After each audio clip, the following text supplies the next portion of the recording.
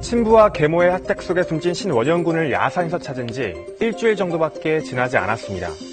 하지만 경찰은 또다시 야산을 파헤치며 한 여자아이를 찾고 있었습니다. 살아있었다면 올해 초등학교 3학년이 됐을 안모양. 아이는 기록상으론 초등학교에 입학한 것으로 돼 있지만 실제로 학교에 나온 적은 한 번도 없었습니다. 아이의 행방에 대한 경찰 조사가 시작되자 친모는 유서를 남기고 스스로 목숨을 끊었습니다. 이미 약 4년 전에 아이가 숨졌다는 겁니다. 아이에겐 도대체 무슨 일이 있었던 걸까요? 뉴스 따라잡기에서 취재했습니다. 그제 경찰은 중장비까지 동원해 충북 진천의 한 야산을 수색했습니다. 지난 2011년 12월 숨진 채 안매장된 안모양을 찾기 위해서입니다. 세상의 안모양에게 관심을 갖기 시작한 건 지난 17일. 한 주민센터 직원이 3년간 초등학교에 나오지 않는 아동이 있다는 소식을 듣고 사실 확인에 나선 겁니다. 주민센터 직원은 아이가 외가에 있다고만 말하는 계부 안 씨가 어딘가 수상했습니다. 생각집에 있는데 아버님이 아이 외가에 연락처를 잘 모르고 계셨다는 점이. 주민센터 직원이 외가에 직접 전화를 걸었지만 아이는 그곳에 없었습니다. 그러자 계부 안 씨는 바로 말을 바꿨습니다. 아이들을 외가에 맡긴 게 아니라 고아원에 보냈다 이렇게 말씀하셨는데.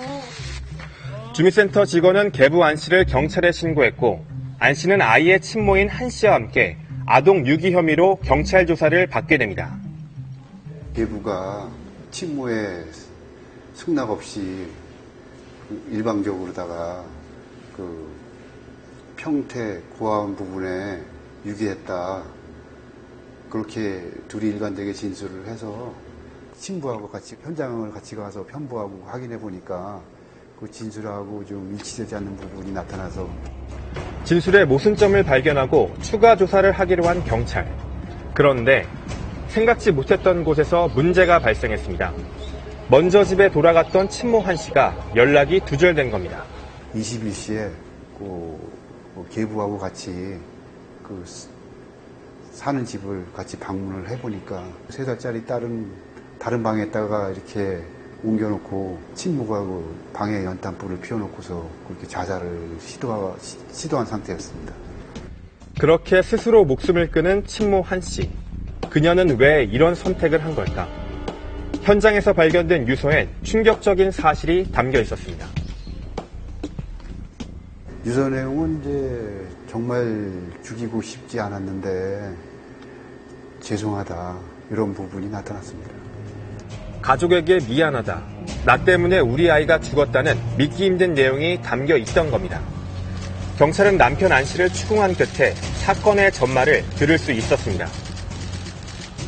남편이 퇴근하고 와서 보니까 그 부인이 물에 욕조에 빠져서 애를 죽였다고 해서 그때 이제 둘이 서로 공모한 게 그러면 사체를 야산에 갖다 묻자. 안모양이 이미 지난 2011년 12월에 사망해 야산에 안매장했다는 겁니다. 계부 안 씨의 진술에 의하면 아이를 숨지게 한 사람은 다름 아닌 친모 한 씨였습니다. 욕조에 머리를 말을 안 들으니까 머리를 이렇게 담궜다는 얘기가 진술이 일부 있습니다. 대소변을 가리지 못한다는 이유로 친모 한 씨가 아이의 머리를 욕조에 담그는 가혹행위를 했고 잔혹한 학대 과정에서 아이가 사망했다는 것. 더욱 안타까운 사실은 보육시설을 전전하던 아이가 친모의 품으로 돌아와 함께 살기 시작한 지 약 7개월 만에 끔찍한 일이 벌어졌다는 겁니다. 미혼모였던 친모 한 씨는 아이를 계속 위탁가정과 아동보호시설에 맡겼고 지난 2011년 4월 안 씨와 재혼을 하면서 아이를 다시 데려왔습니다. 계부 안 씨는 아이가 숨진 뒤 당시 만삭이었던 아내의 부탁 때문에 신고하지 못했다고 경찰에 진술했습니다. 죄송합니다. 네, 없습니다. 죄송합니다. 그런데 부부는 어떻게 5년에 가까운 긴 시간 동안 아이가 숨진 사실을 감출 수 있었던 걸까? 안모양은 더구나 사망한 지 3년 뒤인 2014년엔 초등학교에 입학한 것으로 기록돼 있었습니다. 대체 어떻게 된 걸까? 14년 예비 소집이 되는 엄마인지 아빠인지는 모르지만 취약 통지서를 제출했답니다. 그리고 이제 입학식부터 아이는 안 온 거죠. 덜컥 입학 신청은 했지만 다닐 아이가 없던 상황. 부부는 계속해 거짓말을 만들어냈습니다. 왜 안 오느냐 물었더니 아버지가 엄마랑 싸워서 아이를 데리고 나갔다. 그런데 학교를 보낼 것이다. 이렇게 답변을 줬대요.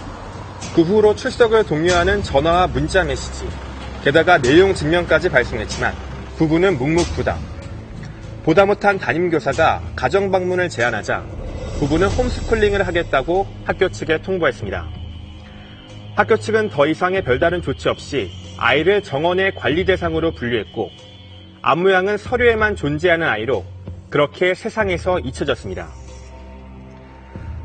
앞모양의 실종 사실은 좀 더 빨리 세상에 알려질 수 있었지만 올 초 진행된 장기 결석 아동 전수조사 과정에서 빠졌습니다. 2015년에 3개월 이상 결석한 그 학생을 찾는 거라고 생각을 한 거예요. 그래서 이제 누락이 된 거고요. 교육부가 결석 아동 조사 범위를 2011년까지로 넓히자 안양은 뒤늦게 포착됐습니다. 2016년 기준 미취학 아동 가운데 아직까지 소재가 드러나지 않은 학생은 모두 19명. 앞으로 조사가 진행되면 끔찍한 범행이 또다시 드러날 가능성도 남아있습니다. 법원은 어제 4살배기 딸 시신을 야산에 암매장한 혐의로 계부 안 씨에 대해 구속영장을 발부했습니다. 경찰은 계부 안 씨의 학대 가담 여부를 조사하는 한편 아이에 대한 수색을 다시 시작할 예정입니다.